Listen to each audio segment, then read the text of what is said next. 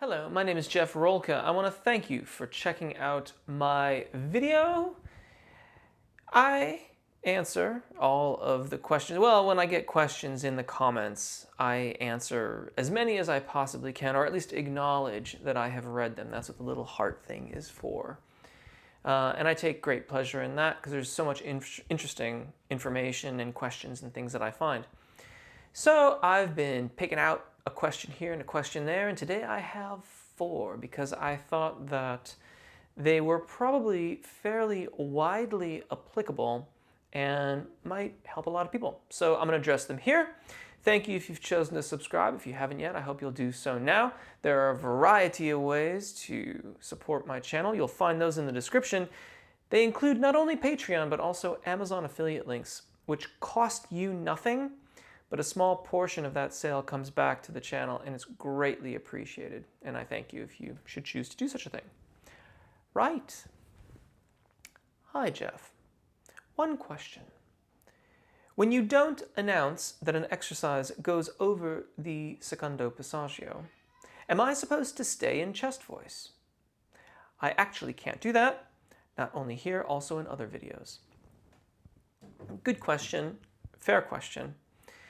If I don't announce that the scale pattern is going over the secondo passaggio, however, you are finding that it's getting to the point where you want to make that transition, by all means do. The point of my channel, to no small degree, is to help develop vowel alignment, which is to say that when you sing your 5 cardinal vowels,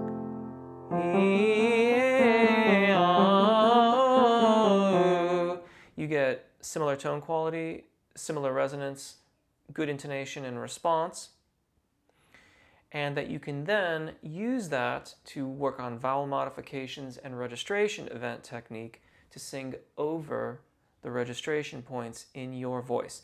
So whether or not I say, this is going over the secondo passaggio, if it's going over your secondo passaggio, I would advise you to make a good transition and use that as an opportunity to practice doing exactly that, going back and forth across your break or secondo passaggio. Great question, thank you.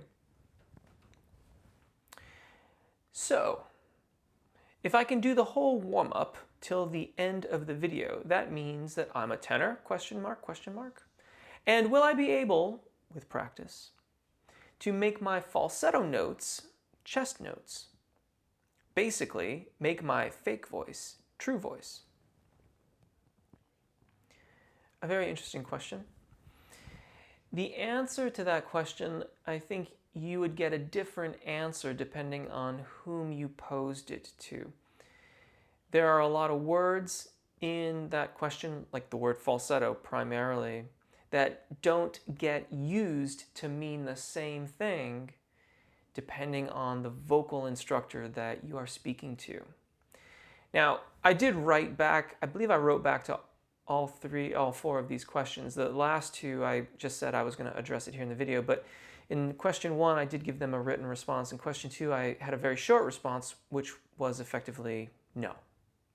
It's not how it works. But there are people who would disagree with that. What my videos are meant to help you do is to, and I started the answer to this in a way in the first question. Ultimately, what we're after here is what's called the voce piena in testa, the sound of chest voice in head voice. And here is one of those other problems, which is that depending on whom you speak to, head voice and falsetto are considered to be synonymous. I would suggest to you that they are not synonymous. That in fact they are 2 distinctly different things based on the fact that when we sing with our head voice, we still have an adducted or closed vocal fold. And really, that too is a bit confusing because, of course, to create speech or sound of any kind, the vocal folds have to come together. That's how this whole thing works. But when we talk about cricothyroid dominant singing voice, which is commonly referred to as head voice, we have a vocal fold that remains adducted or closed along its entire longitudinal axis, the long axis. In falsetto tone production, a portion of the vocal fold is allowed to separate, and it is dampened. This then means that you get a shorter, smaller resonating space and gives you access to higher pitches. In the range of the head voice, that typically comes off as airy sounding, which adds to the confusion, of course, because technically it's falsetto, but it's being used in an area of the voice where it's not the most efficient way to phonate. Now, no is the short answer, but here's the longer answer. I started off with the first question saying that with good vowel alignment, you can then work on vowel modifications. Those vowel modifications get you into the zona di passaggio.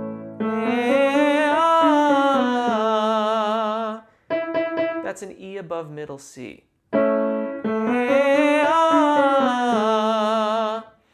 That is well into my zona di passaggio.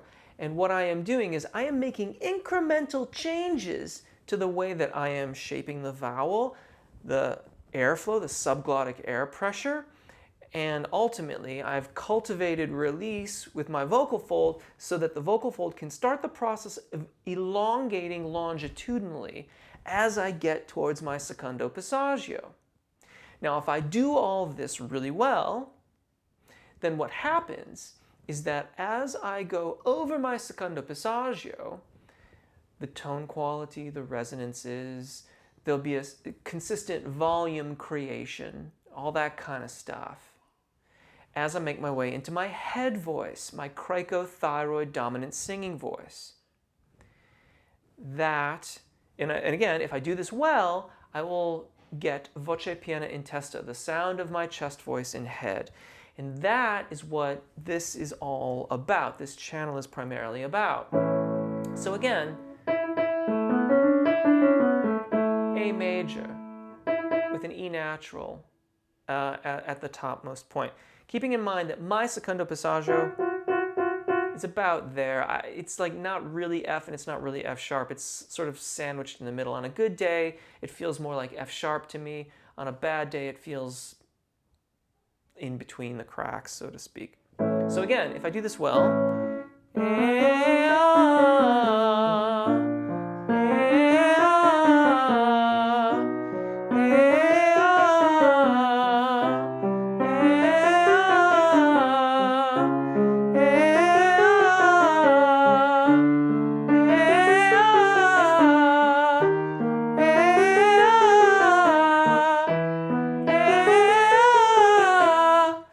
so there's me going from A major to E major.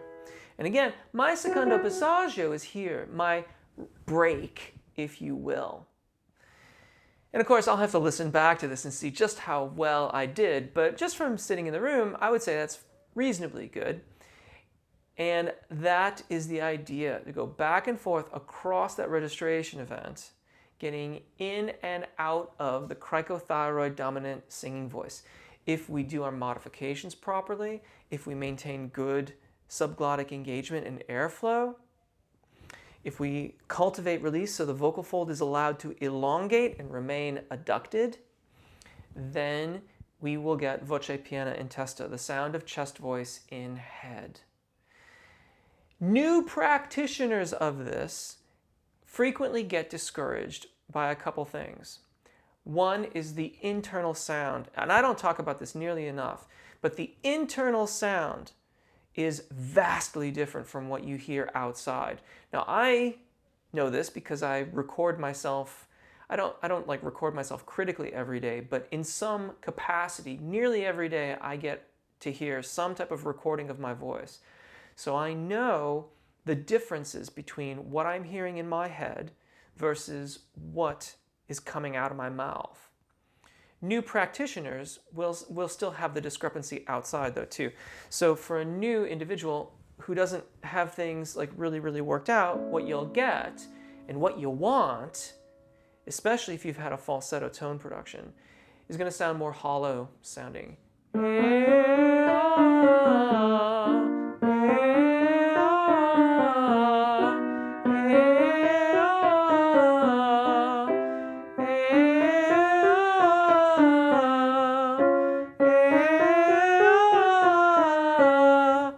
can really hear how it's getting kind of hollow on the top, or use the subjective term of your choice. Hooty, owl like, I don't know, like I've got a cold or something to that effect. That sound is a discrepancy in the balance of the voice. It is natural to have that when you're getting started with this. What we do not want is often that falsetto sound. So again,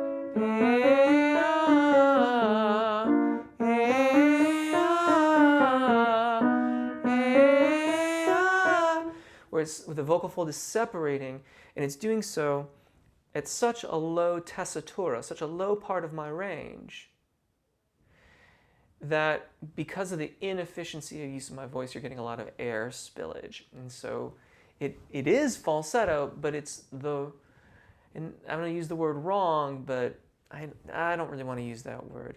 Let's call it let's just keep on with inefficient, shall we? Okay?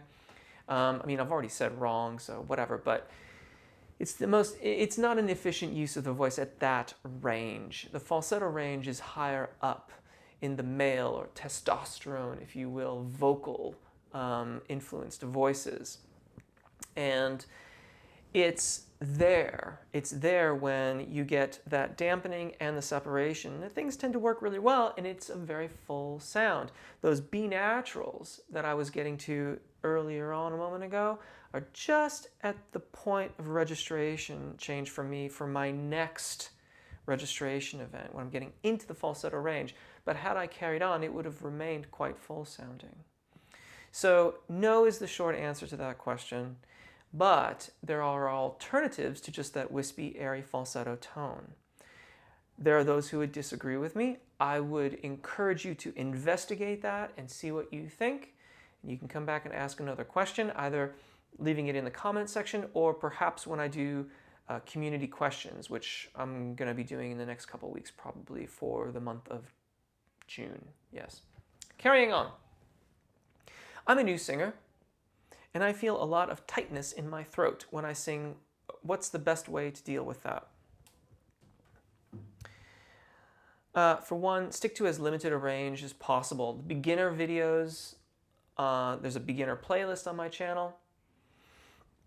Those videos stick to very narrow ranges that are, generally speaking, in the most comfortable areas of a given voice, either male testosterone or female estrogen fueled voices.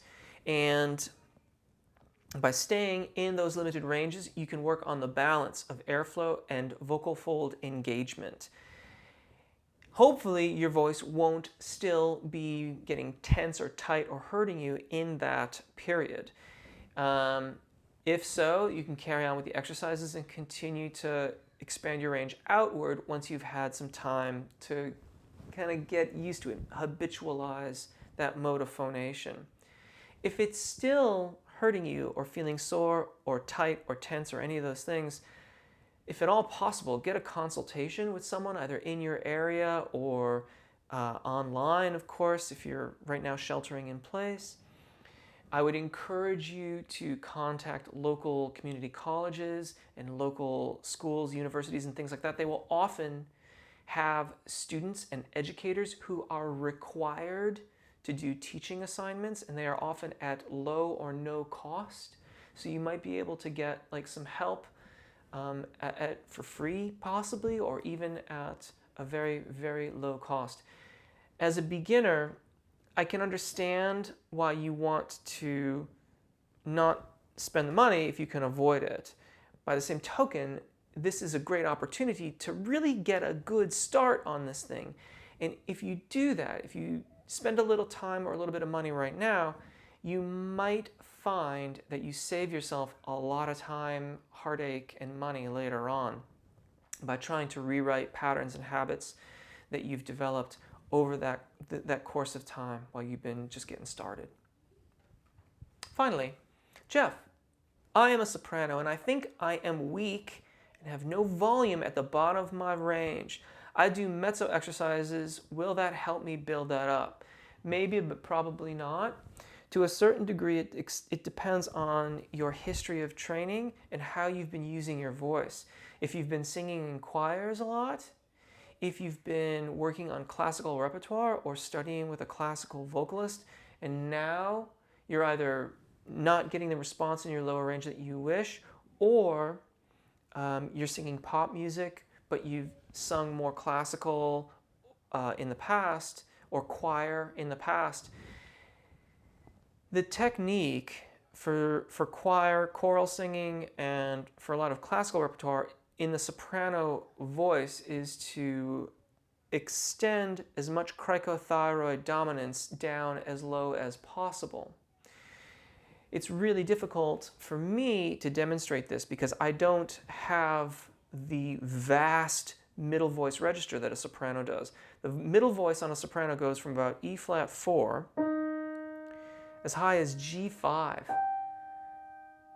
That's their middle voice range, and roughly speaking, though it operates slightly differently, this is akin to the tenor zona di passaggio, which for me is going to be like that. It's a much smaller space. But in a similar fashion, if I were to sing this,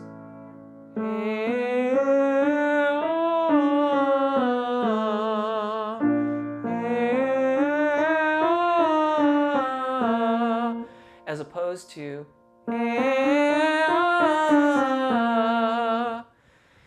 that is often what is asked of soprano vocalists in the choral and classical settings. This has the benefit of making the secondo passaggio extremely easy in most cases. So that's the benefit, and it gives you really, really seamless registration access across a wide high tessitura range. So that's a nice thing. That's a really great benefit. But if you're going to sing pop music especially, getting below E flat 4 is somewhat obligatory. And in order to do that, you have to transition across your primo passaggio. And again, if you've been in choruses or choral works, or you've been classically studying things like that, and you've been expanding that middle voice range, getting below the primo passaggio effectively can be very challenging. So, I've actually done a few videos specifically on that. I believe it's in the soprano superpower video. I believe I also did a specific soprano video focused on the primo passaggio, and there's a video coming out. Actually, it'll be out by the time this is released, I believe. That is about I forget the topic in the video. I'll post a link. In that video, I also go over, it's the agility video. I did a video on agility. And I cover the soprano primo passaggio for these very reasons. So I hope that will help you. The mezzo videos go into that range, and you can certainly practice there, but if you're not practicing the transition, then you might never really get as good of access and tone consistency as you might, because the mezzo videos are just constructed a little differently. Their primo passaggio is not usually as big a deal, and I mean, they can sometimes be, I mean, they can get the whole drag your cricothyroid down too, but it's still not quite to the extent that the sopranos have that. So I do hope that helps. I'll try to post those links in the description. Thank you so much for these wonderful questions. I always love the questions, and I appreciate it. I appreciate you taking the time to write them in. So thank you so much. Take really good care of your voices. Enjoy singing. Hopefully we'll see you again. Bye.